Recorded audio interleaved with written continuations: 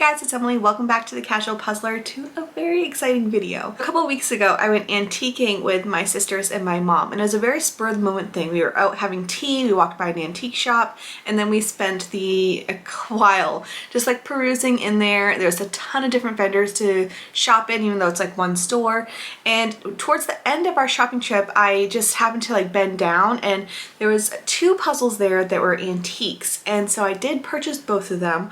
One will be a future video, which is a springbok puzzle. This one is about the 1930s puzzle from the brand Perfect Picture Puzzle. They are no longer in existence. They stopped producing around 1961. They started in the 1920s when there was like a big boom for cardboard puzzles because it was a lot cheaper to produce than the original wooden puzzles. Cutting puzzles went to hydraulic presses around the 1920s, 1930s, which is when this brand came about because it was a lot easier to mass produce puzzles, and you would often, I guess, see a bunch of different companies using puzzles as marketing. So just a little trivia and history behind the puzzling world. But since then we still use a hydraulic press type system, but it's much more automatic, where before it'd be very manual. And I'm not sure of all this information. I did research a little bit. I'll leave some articles down below. And there's also a video that was really fun to watch from Ravensburger where you can see how their puzzles are made. I'll link that down below too.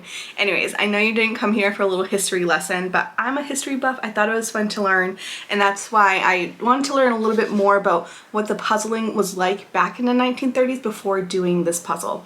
What was really surprising, first off at the gate, I was noticing the puzzle piece quality. The thickness is lovely, and even though the picture itself doesn't have the best printing, but that's just how the technology was back then, the paper was interesting, you know, it's different texture. And I looked that up a little bit too, and what Perfect Picture Puzzle used instead of cardboard was called paperboard, and there is a difference. So paperboard is like a compressed paper, where cardboard is layers of paper. Before I get even more into my experience with it, I'll show you me doing it and up in person. The one I have is called Busy Gondolas. According to the sticker and what I could gather, it is from around the 1930s, and I only paid $12 for it, which is about the relative amount people are paying for this puzzle currently. So I will show you me doing this puzzle, see it up and close, and then we'll come back and I'll share my experience. Here is the Perfect Picture Puzzle. As you can see here, it does say it's over 250 pieces, so not sure the exact piece count, but on the tag here it said there was no missing pieces. It's from the 1930s. The name of the puzzle is Busy Gondolas, and as you can see, it is black and white on the box, but the tag says it's in color, and very simple box, you know, it's from the 1930s. I haven't opened it up, so I'll see what it looks like inside, but everything else is just like very plain, very simple. Just red, white, and black on the cover. So let's just open this up. It says it's number 1410. It ends up being a 14 by 11 inch picture, and it's made in the USA. So let's just take a peek of what this looks like inside. So it is in a Ziploc, and on it, it does say that all the pieces are there. As you can see, it is color. So let's just open up to see what the pieces look like.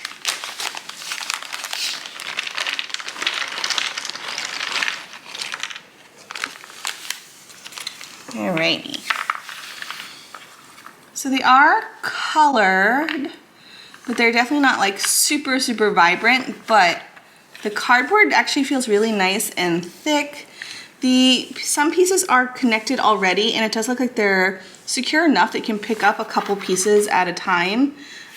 So that's what the pieces look like. They feel really nice. I'm excited to do this. So let me quickly do this puzzle. It's only 250 pieces, or slightly over 250 pieces, and afterwards we'll just discuss how it went.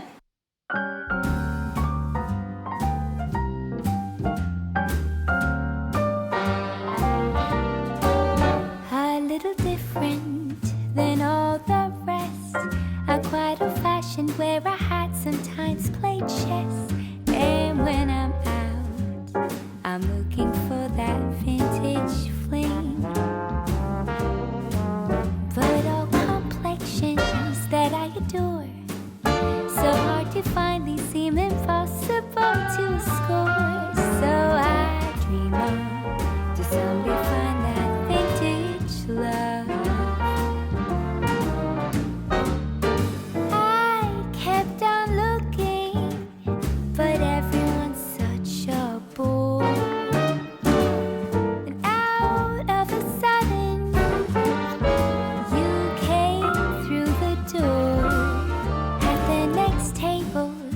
whisking knees. The lights were dimmed as our eyes met and you saw me. And forevermore, I like to share that vintage dream.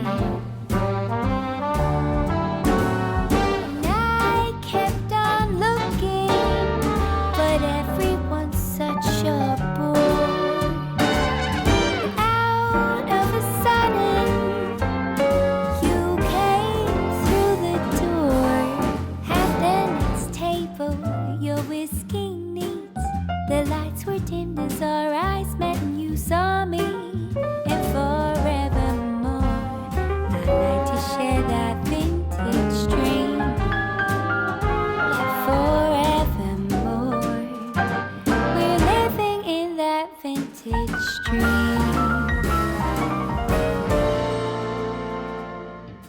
Alright, I am back, and as you saw, that picture is so beautiful. It definitely isn't like the very crisp printing that you have nowadays, but it was very soft, very artsy looking, and I love the colors. Like, even though it was from the 1930s, the colors are pretty vibrant for how long. I mean, this is almost a 100-year-old puzzle. Now, the piece cut isn't quite interlocking, even though the box says it's interlocking. Some pieces are, but there's a lot that weren't, so it was very loose. You know, I had to constantly put it back together to make sure that it was snug.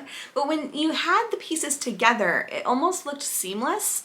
And I feel like nowadays, at least a lot of puzzles that I've done, you can see that there's a grid, you can see the puzzle pieces, and it looks like a puzzle when you're looking at it. I don't know if it's because it's paperboard or the printing of the paper, but you can barely see the individual pieces when it's together. I thought it was really cool to look at, and I just really liked how snug it can be, even though it's not necessarily secure or interlocking. So even though it was a little frustrating at times, it wasn't really a difficult puzzle. More challenging than I was expecting, because it kind of had some crazy intricate puzzle piece cuts, which I personally like, but I know if you're into more of the grid shapes, then you may be finding this a little bit tricky. Although it is, I'm not sure the exact piece count. It does say over 250. It just in general is a lovely piece. I'm so happy to have it. Now that I have it, I do want to display it somewhere. Like, the box is nice, but it's not as nice as the puzzles. So I was suggesting that I was going to frame it, and a few of you made some really great suggestions that I could possibly frame it inside a regular frame without it losing its integrity. So that's what I plan to do, but just not yet. I'm actually gonna put it away for now, and when we move, because I would hate for it to go in a frame and then the frame break and then I lose pieces. So after we move, I will put it back together and see if I can frame it, because it is 11 by 14, which is a common frame size, and I think I can make it work. So we're just gonna see how that goes in the future, but I just couldn't wait any longer to show you this puzzle in person. It is absolutely stunning. It is just like a sweet image. Love the colors. Would consider buying more if they just happen to cross my path, but I don't think this is a brand that I'm going to be like seeking out. I'm not going to be an antique puzzle finder, you know, on eBay anytime soon. It's fun to look. I will say it's fun to look, just because they're such fun images, and I feel like the piece quality is very different. The chunkiness of the pieces is just like so fun, and I'm looking at it here. It's right here on this board, but I just really enjoyed this experience. So let me know if you have ever done any of these puzzles, or if there's another antique brand that you are interested in or have been collecting. I would love to know your opinions. I know Karen Puzzles has like a whole dedicated playlist, so if you love antique puzzles, then she's probably the one to go watch. But if you just happen to stumble across this channel, then hello, welcome. I would love if you subscribed. Thank you so much for tuning in, and I'll see you guys in the next video. Bye!